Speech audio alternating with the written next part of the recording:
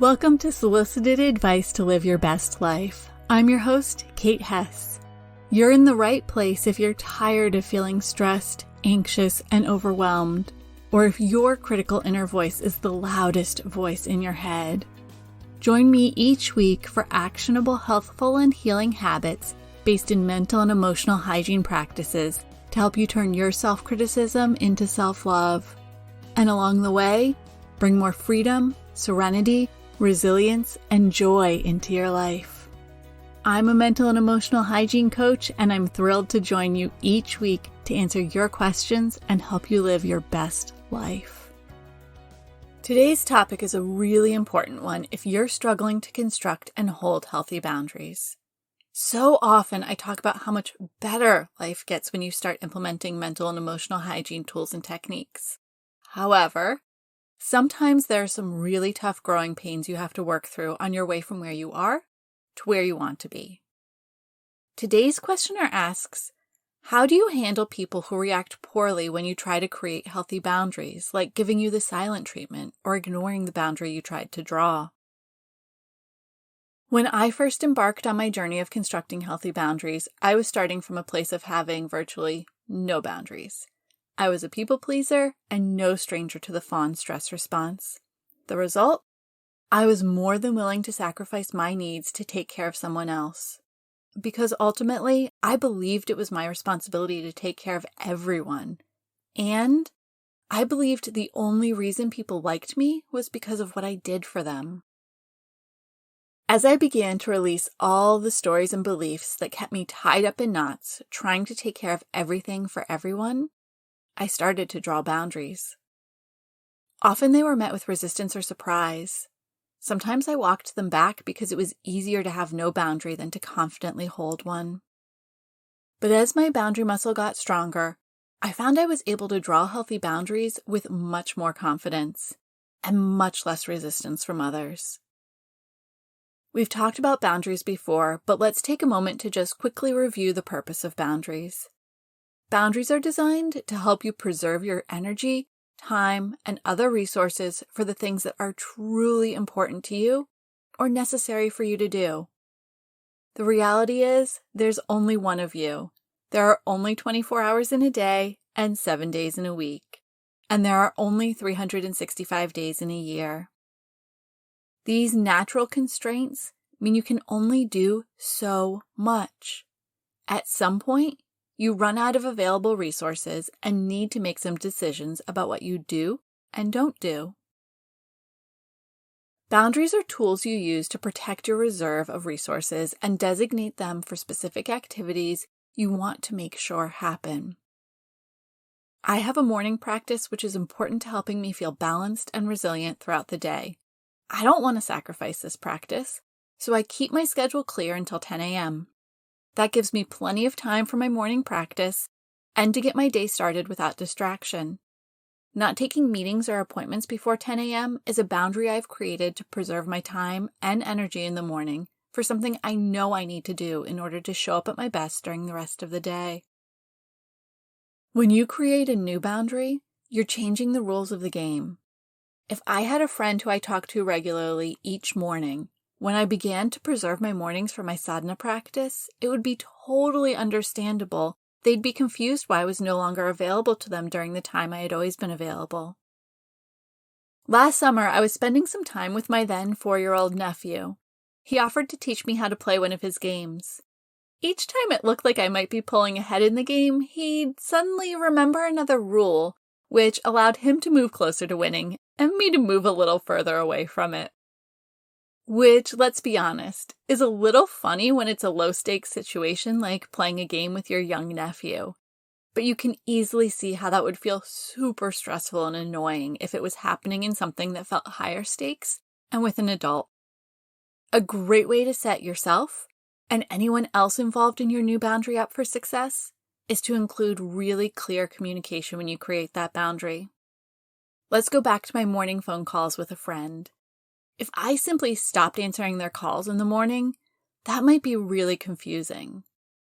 But if I had a conversation with them before implementing my new morning routine and let them know what I was doing and why, then we would be able to set a new time to catch up that worked for both of us.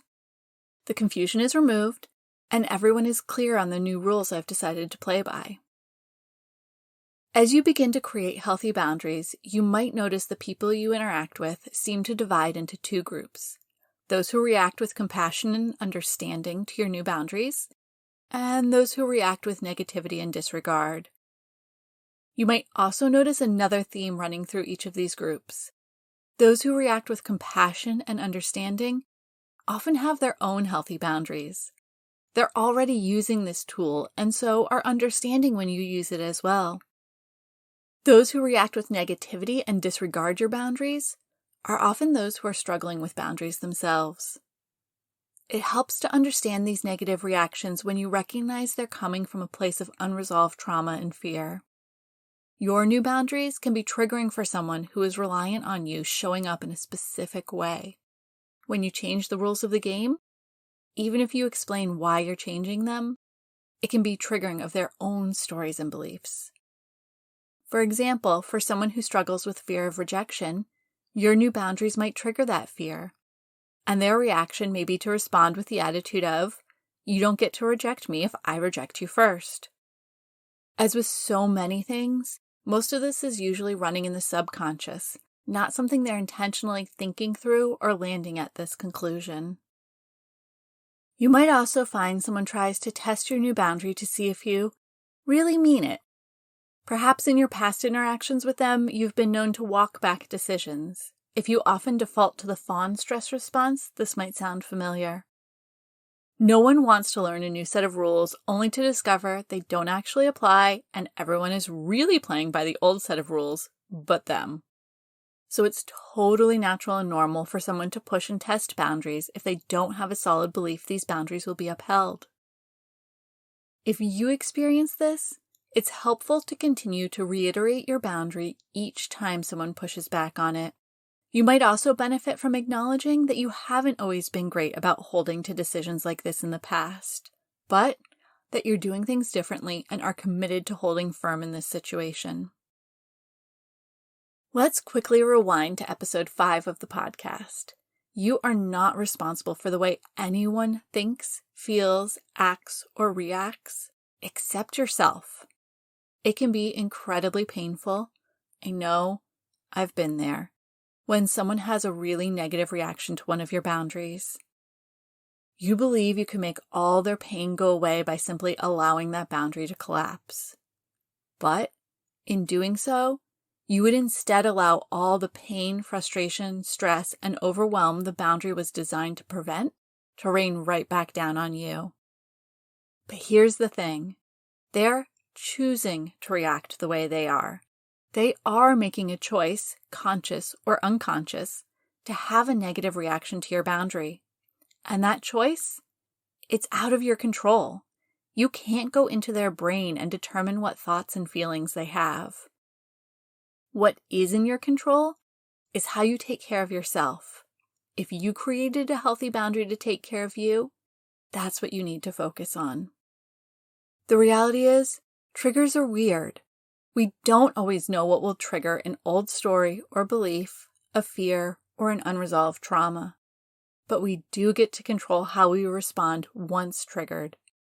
We can choose to look at and release what no longer serves us, or we can choose to double down and allow that trigger to be compounded by a new story or belief.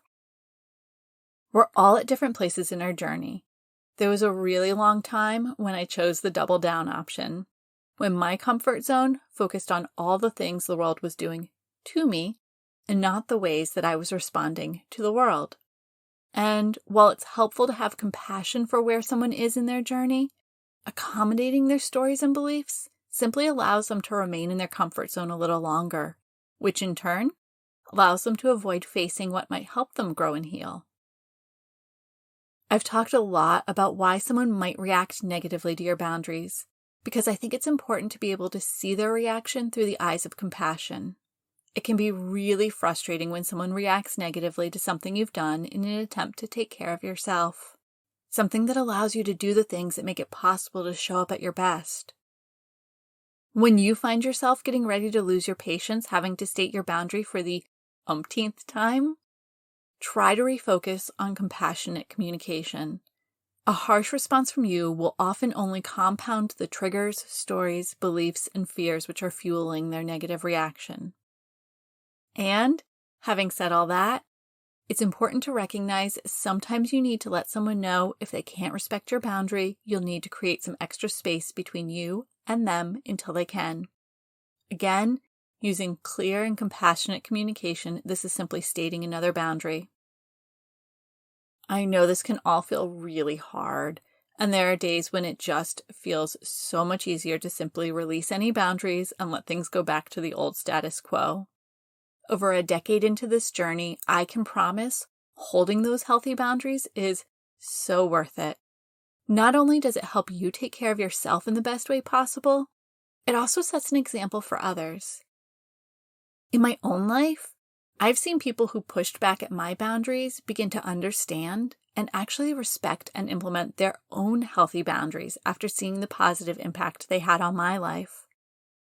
I'm not saying this will happen with everyone in your life, but when someone begins to realize that you're living your best life, while they're still struggling with the same things that stressed them out a year ago, 5 years ago, a decade ago, they may start to think about what you're doing differently.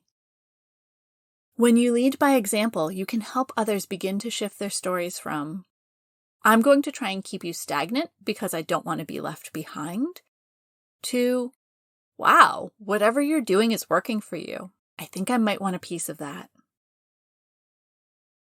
Depending on where you are in the journey to build up your boundary muscle, this podcast might be filled with actionable advice.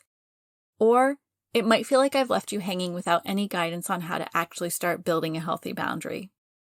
Wherever you are on your boundary journey, I've got you covered. Check out my boundary quiz, answer a few questions, and get a custom boundary building plan to meet you where you are at. Not only do the boundary plans come with actionable steps to strengthen your boundary muscle, you'll also get the Boundary Quick Start Guide with 6 simple questions to help you determine where to begin constructing your healthy boundaries. You can access the quiz at nourishnesttbreathe.com/quiz. And if you want to do a quick review on boundaries, check out episodes 5 and 20 of the podcast. If boundaries are an area you really want to focus on, there are also 2 books I've found particularly helpful. The first is The Power of No by James Altucher and Claudia Azula Altucher. This is particularly useful if you're just starting your boundary journey. The second is simply titled Boundaries by Drs. Henry Cloud and John Townsend. This is a great resource if you've been building your boundary muscle for a while. I'll add details on both books to the show notes. And if you'd like to explore the possibility of individual support in your boundaries journey, I'd love to help. I'll add a link to the show notes to schedule a personal roadmap discovery call with me to start the conversation. Thank you so much for joining me today for this episode. Please hit subscribe wherever you receive podcasts. If you've got a question you'd love to hear addressed on a future episode, please submit it using the form on my website at nourishnesttbreathe.com/podcast. I'll include that link in the show notes. And remember, living your best life isn't about changing your life. It's about changing the way you show up for your life. Thank you so much for joining me for this episode of Solicited Advice to Live Your Best Life. If you enjoyed this episode, please take a moment to leave a rating and review wherever you subscribe to your podcasts. Your rating and review makes it possible for other people just like you to discover this podcast. And don't forget to check out all of my free resources at nourishnesttbreathe.com/resources.